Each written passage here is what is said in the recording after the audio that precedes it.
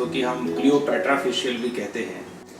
Cleopatra facial का नाम इसलिए पड़ा क्योंकि क्लियोपैट्रा एक बहुत सुंदर क्वीन हुआ करती थी और कहते थे कि वो अपने ही ब्लड से बात लेती थी। तो वैम्पायर फेशियल को लेकर बहुत सारी भ्रांतियां हैं, बहुत सारे लोगों को लगता है कि इसमें दर्द होता है, इसमें क्या होता है।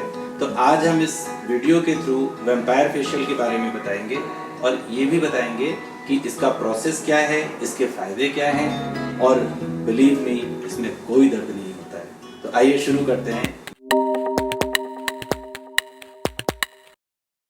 स्टेप 1 में हम भंडारी मैडम का ब्लड ले रहे हैं वैक्यूम ट्रेनर के थ्रू एक खास प्रकार के वायल के अंदर, जिससे कि जो है इस ब्लड को हम प्रोसेस कर सकें और प्लेटलेट रिच प्लाज्मा को निकाल सकें। देखिए कितनी आसानी से ये ब्लड आया है। भंडारी मैडम आप कंफर्टेबल हैं अभी? किसी प्रकार का कोई दर्द तो नहीं हो रहा है आपको? तो आप जैसे देख रहे हैं कि शी इज़ क्वाइट कंफर्टेबल और ब्लड लेने का प्रोसेस भी कंप्लीट हो गया है।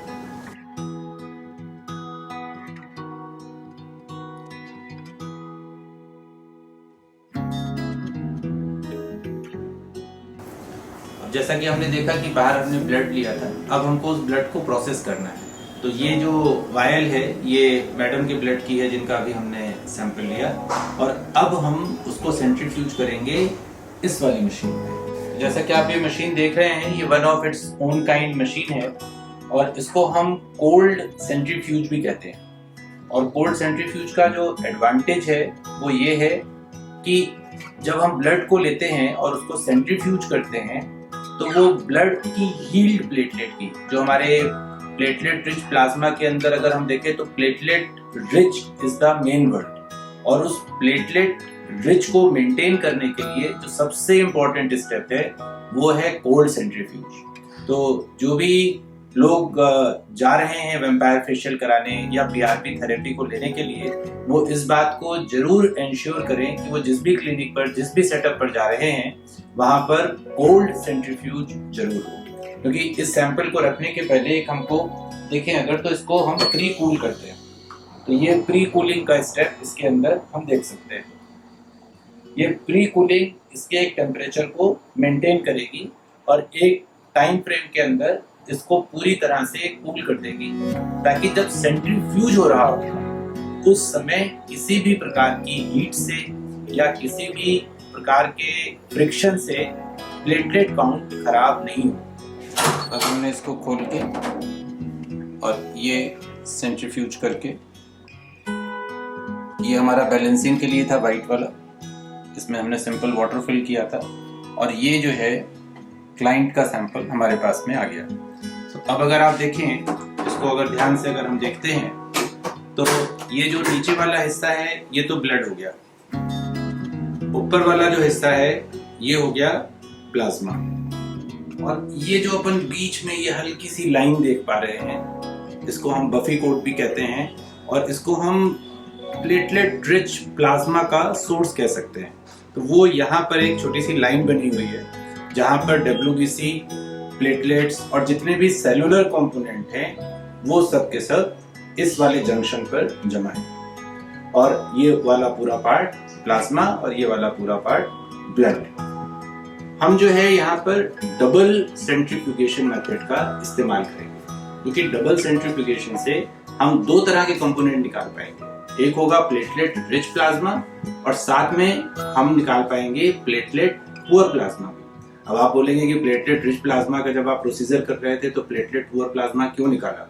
इस बारे में जब हम क्लाइंट के पास जाएंगे तब हम बात करेंगे कि प्लेटलेट रिच प्लाज्मा लेने से हमें क्या फायदा हो रहा है और प्लेटलेट पुअर प्लाज्मा को थोड़ा सा अलग करने से हमको क्या फायदा है। जैसा मैंने बताया था कि ऊपर वाली जो लेयर जो हमको क्लियर दिखाई पड़ रही है येलोइश सी, वो तो है प्लाज्मा, और नीचे जो लाल लाल दिखाई पड़ रहा है रेड कलर में वो है ब्लड। तो अब हम इसको सेपरेट करेंगे, स्लोली सेपरेट करेंगे ताकि ब्लड इसके अंदर मिक्स ना हो।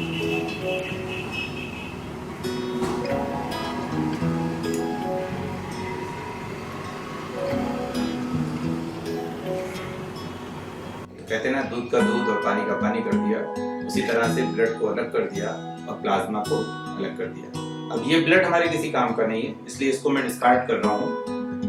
और ये जो हमारे पास में प्लाज्मा आ गई है, जैसा मैंने कहा था कि डबल सेंट्रीफ्यूगेशन करना है, तो इसके बैलेंसिंग के लिए मैंने एक ये वाली ट्यूब ली, इसके अंदर मैंने प्लेन वाटर भरा है ताकि जब सेंट्रीफ्यूगेशन होगा तो ये बैलेंसिंग पूरी तरह से बराबर है।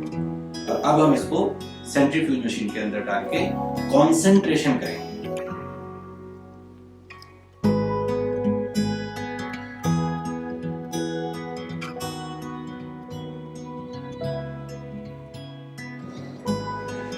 ये हमने अंदर रख के कैप को बंद किया। अब हम कंसंट्रेशन मोड पर जाएंगे और ये जो पूरा प्रोसेस है ये 6 मिनट तक चलेगा।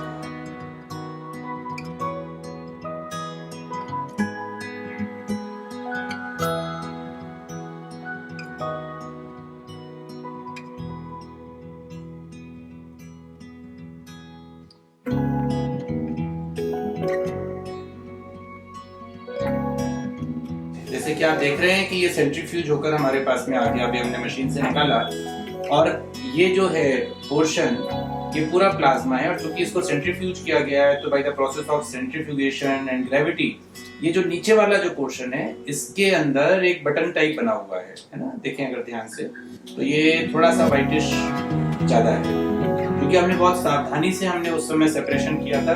तो आप देखें इसके अंदर कोई भी रेड ब्लड सेल नहीं है और ये कंसंट्रेशन नीचे आ गया। अब मैं क्या करूंगा कि इसका थोड़ा सा पोर्शन ऊपर से निकाल दूंगा। थोड़ा सा पोर्शन जैसे ही ऊपर से निकलेगा तो वो हो जाएगा प्लेटलेट पुअर प्लाज्मा। क्यों? क्योंकि जितना भी सेंट्रीफ्यूगेशन के बाद में मेन था, जो बटन बना, जो सेल्स थे, जो कॉन्सेंट्रेट था, वो यहाँ पर नीचे के साइड में जमा है और ऊपर वाला जो पोर्शन है वो प्लेटलेट पुअर प्लाज्मा है। तो अब मैं प्लेटलेट पुअर प्लाज्मा को थोड़ा सा बाहर निकाल दूंगा ताकि हमें ये मैक्सिमम कंसंट्रेशन इसके अंदर मिले प्लेटलेट रिच प्लाज्मा का। इसकी क्या इंपॉर्टेंस है ये अभी जब हम क्लाइंट के पास जाएंगे तब हम बात करेंगे। ये आप देखेंगे कि मैं इसको बहुत ही सावधानी से ऊपर वाले पोर्शन को निकाल रहा हूँ जिसको कि हम प्लेटलेट पुअर प्लाज्मा करेंगे। और इसको देखिए हमने इसको लेबल भी करा हुआ है PPP, प्लेटलेट पुअर प्लाज्मा। तो जैसा कि हमने अभी देखा था कि हमने इसके दो कंपोनेंट सेपरेट करे हैं। एक कंपोनेंट है प्लेटलेट रिच प्लाज्मा और ये कंपोनेंट लिया था हमने प्लेटलेट पुअर प्लाज्मा। और वहां पर हमने इस बात का आपको बताया था कि हमने ये दो कंपोनेंट डबल सेंट्रीफ्यूगेशन मेथड से क्यों सेपरेट करें। तो प्लेटलेट रिच प्लाज्मा हम वहां पे लगाएंगे जहां पर हमारे एरियाज ऑफ कंसर्न ज्यादा है और प्लेटलेट पुअर प्लाज्मा हम वहां पे लगा देंगे जहां पर एरिया ऑफ कंसर्न ज्यादा नहीं है, खाली हमें रिजुविनेट करना है। तो जैसे मेरी बात हुई थी भंडारी मैडम से, तो इनके कुछ एरियाज ऑफ कंसर्न थे, जैसा कि इन्होंने बताया कि इनके फाइन लाइंस हैं आईज के अराउंड और बाकी फेस पर। थोड़ा सा मैडम स्माइल करके दिखाइए कहाँ पर लाइंस आ रही है, थोड़ा सा ब्रॉड स्माइल करिए। तो ये देखिए जैसे ये वाला जो एरिया है ना, यहाँ पर जो है काफी सारी फाइन लाइंस हैं। इन फाइन लाइंस को हम एड्रेस करेंगे। थोड़ा सा अंडर आई देखें तो अगर हमारे इनको देखें पिगमेंटेशंस भी है, तो ये जो अंडर आई पिगमेंटेशंस हैं इनको हम एड्रेस करने के लिए प्लेटलेट रिच प्लाज्मा यहाँ पर ज्यादा डालेंगे। थोड़ा सा स्किन को जो इवन टोन करेंगे, रिजुविनेट करेंगे, तो जैसे यहाँ देखें थोड़ा सा हाइपर पिगमेंटेशन है, इस तरफ अगर देखें तो थोड़ा सा हाइपर पिगमेंटेशन है ना। थोड़ा सा फेस के लोअर साइड पर हाइपर पिगमेंटेशन है। हाइपर पिगमेंटेशन से मेरा मतलब है कि चेहरा हल्का सा डार्क साइड में है उन जगहों पर और बाकी जगहों पर लाइट है। तो इनको जब हम एड्रेस करेंगे तो यहाँ पर प्लेटलेट रिच प्लाज्मा हमें बहुत हेल्प करेगी। तो जो प्लेटलेट रिच प्लाज्मा है उसको जो है हम इन खास जगहों पर जब डालेंगे तो इनका रिजुविनेशन बेटर होगा। क्योंकि अगर मैं इसका सिर्फ सिंगल सेंट्रीफ्यूज करके पूरा एक ही सैंपल लेता तो उस पूरे के अंदर वो डिस्ट्रीब्यूट हो जाता। अब चूंकि मैंने ऊपर से कंपोनेंट निकाल दिया तो जो नीचे वाला हिस्सा बचा हुआ था वो हाईली कॉन्सेंट्रेटेड है प्लेटलेट रिच प्लाज्मा के लिए। तो अगर मैं पूरे में मिक्स करता तो सपोज करिए कि कॉन्सेंट्रेशन अगर मुझे 1 करोड़ का मिलना था, अब अगर मैंने उसको डाउन कर दिया, मतलब मैंने ऊपर से प्लाज्मा हटा दिया, तो वो कॉन्सेंट्रेशन मुझे 2 करोड़ से 2.5 करोड़ के आसपास मिल जाएगा, जो कि हमारे एरियाज ऑफ कंसर्न को खास तौर से एड्रेस करेगा। तो इन पर जब हम प्लेटलेट रिच प्लाज्मा लगाएंगे तो उसके अंदर मैं 2 तरह से टेक्निक यूज करूंगा। तो जो 2 टेक्निक्स होंगी, एक टेक्निक होगी हमारी थ्रू द सिरिंज और एक टेक्निक होगी through the very innovative nano. तो पहले हम एक बार की इंजेक्ट करते हैं, आपको दिखाते हैं। और एक आपका जो डर है ना कि ये बड़ा पेनफुल हो सकता है या बहुत डर लग सकता है या ऐसा कुछ दर्द होगा, तो ऐसा कुछ भी नहीं है। अब मैं इसको इंसुलिन सिरिंज के अंदर ले रहा हूँ। मैडम को हमने पहले प्राइलॉक्स लगा दिया था ताकि थोड़ा सा चेहरा में नमनेस हो जाए। नमनेस का मतलब हल्का सा उसमें सेंसेशन कम हो जाए। सुन्न नहीं किया है, नमनेस करी है हल्की सी। और इसके साथ में जो एक बहुत अच्छी टेक्निक है कि अगर हम जो है इसके साथ में कोल्ड मसाज कर दें तो उससे लोकल एनेस्थीसिया का इफेक्ट आ जाता है। तो हम यहाँ पर थोड़ी देर पहले कोल्ड आइस मसाज करेंगे ताकि जो है ये एरिया और नम हो जाए और दर्द होने की प्रोबेबिलिटी कम से कम हो जाए।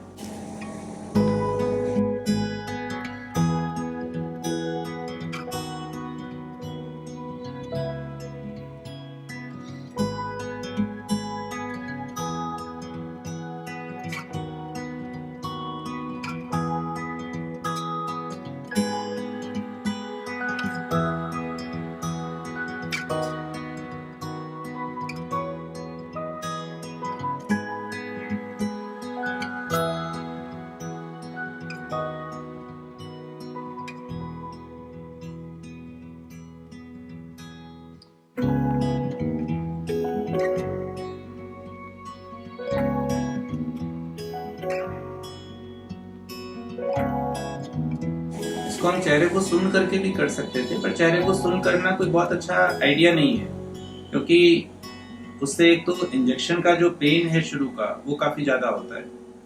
मेरे को इंट्रा ओरल और उस तरह से करके करना पड़ेगा।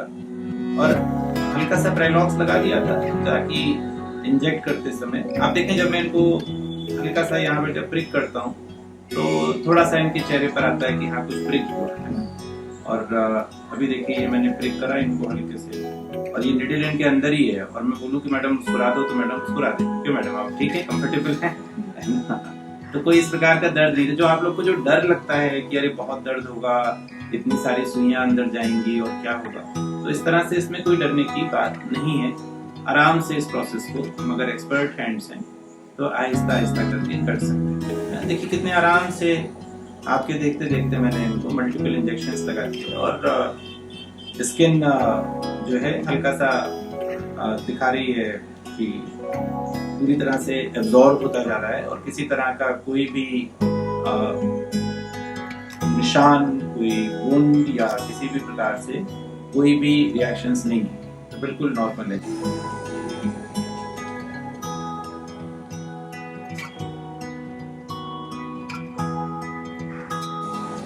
ये वाली सिरिंज पूरी तरह से फिनिश हो गई। मैंने इनको सिरिंज के हिसाब से 40 यूनिट और अगर ml के हिसाब से करूँ तो 1 ml PRP इंजेक्ट किया हुआ है। मैडम हमारे साथ में ही है। मैडम बताएं, अभी आपको कहीं कुछ दर्द हो रहा है, कुछ अनकंफर्टेबल महसूस कर रही हैं कि आप ठीक हैं? ठीक है, अभी इस समय तो नहीं। जब लगाता होगा तो हल्का सा सेंसेशन फील होता होगा, अभी इस समय आप ठीक हैं। हमने जो है हमने लेफ्ट साइड का फेस पूरी तरह से एड्रेस कर लिया है। अब हम राइट साइड पर जाएंगे। तो आप देखें कि जैसा हम इनको आइस रोलर कर रहे हैं ताकि लोकल एनेस्थीसिया की तरह ये काम करे और जो सेंसेशन आता है, डिस्कम्फर्ट आता है या हम प्रिक फील करते हैं, उसका सेंसेशन मिनिमम अंडर आई लगाने के बाद में she is comfortable and smiling. So यही मैं कहना चाहता था कि ये चूंकि ये वाला फेशियल इतना इम्पोर्टेंट फेशियल है और जितना इसके अच्छे इफेक्ट्स हैं और इसको लेकर जो थोड़ा बहुत लोगों के मन में डर है उसको अपन दूर कर सकें और इस बात को समझ सकें कि इतने इम्पोर्टेंट और इतने अच्छे फेशियल को हम एड्रेस कर सकते हैं बिना किसी प्रॉब्लम के और बिना किसी पेन के। देखिए मैंने अंडर आई दिया तो ये सबसे सेंसिटिव एरिया होता है। मैडम देखो निडल आपके अंदर ही, आप स्माइल कर सकती हैं, है ना? देखिए स्माइल कर रही है मैडम आराम से। अंडर आई निडल के अंदर vampire facial is the mother of all facials. मैं क्यों कह रहा हूँ कि वैम्पायर फेशियल को मदर ऑफ ऑल फेशियल्स, क्योंकि इसके अंदर जो सबसे अच्छी बात है कि आपको कोई सा भी एक्सटर्नल एजेंट यूज नहीं होगा। हम बॉडी का ब्लड दे रहे हैं, उसके हीलिंग एलिमेंट्स जो हैं जिनको कि हम प्लेटलेट रिच प्लाज्मा कहते हैं, उनको सेपरेट कर रहे हैं कोल्ड सेंट्रीफ्यूज से, and then we are putting it back under the skin. तो जो भी रीजनरेशन है, क्योंकि हमारी बॉडी में रोज डिजनरेशन होता है, रोज हम फेस करते हैं सन को, बहुत सारे टॉक्सिक एलिमेंट्स को, बहुत सारे पोल्यूशंस को, तो जितना भी डैमेज होता है वो रिपेयर हो जाता है वैम्पायर फेशियल के। और चूंकि इसके अंदर बड़े सारे फैक्टर्स हैं, प्लेटलेट डिराइव्ड ग्रोथ फैक्टर है, वेस्कुलर एंडोथेलियल ग्रोथ फैक्टर है, बहुत सारे साइटोकाइंस हैं। ये थोड़े टेक्निकल टर्म्स हैं, इनके बारे में मैं ये जो चार्ट आपको दिखा रहा हूँ आप इसको पढ़ सकते हैं कि इसके अंदर कितने प्रकार के ग्रोथ फैक्टर्स और साइटोकाइंस हैं जो हमारी स्किन को हील करते हैं।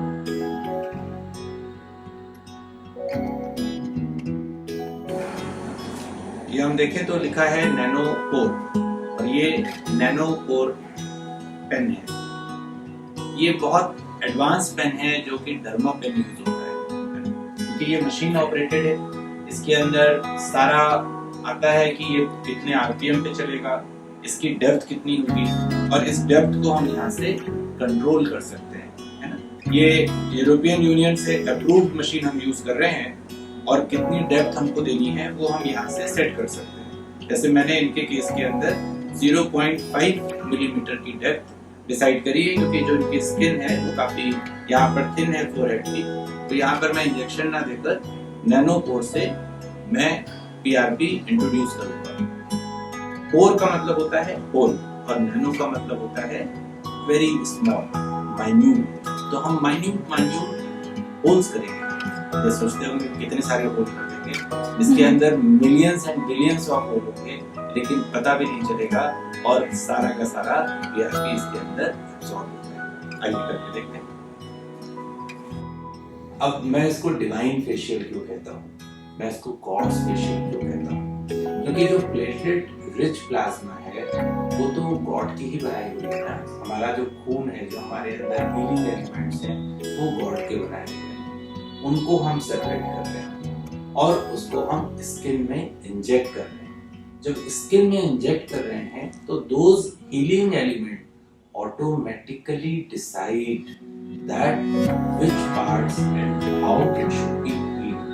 So it is not under any doctor's control, it is under the control of divinity. So that divinity is healing you, and we as a doctors are helping that regenerative element to put under the skin.